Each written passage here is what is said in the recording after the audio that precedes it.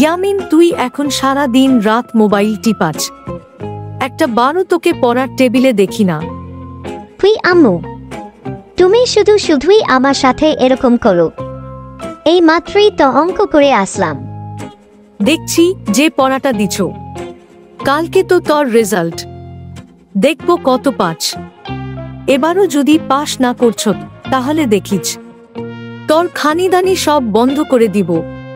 এবার দেখবা আমি ভালো রেজাল্ট করব অন্যান্য বারের তুলনায়। আশা রাখি এবার A+ পাবো। ঠিক মতো পাসই করতে পারছো না, আবার A+ পাবি। দেখছ তোর বন্ধু বল্টু লাবণী কত মার্কস পায়, আর তুই কি পাস? এই সাম্বা, জানো কালকে আমার রেজাল্ট? আম্মু বলছে এবার যদি A+ না আসে তাহলে বাসা থেকে বের করে দিবে। আরে ধুর ইয়ামিন, এসব তো কত কথাই আম্মু বলে, আমাকেও তো কম বলে নাই। উল্টো তোর থেকে 2-3 গুণ বাড়িয়ে বলছিল যে SSC-তে A+ না পেলে রিক্সাওয়ালার সাথে বিয়ে দিয়ে দিবে। কই, আমায় তো বিয়ে দেয় নাই। তুই এগুলা কানে নিস না। আচ্ছা সাম্বা, বলতু জানো আজকে যে রেজাল্ট দিবে? হ্যাঁ জানি। তো এবার পাশ করবে তো প্রতিটি সাবজেক্টে। আরে তুই কি বলিস? পাস করবো মানে আমি তো A+ পাবো।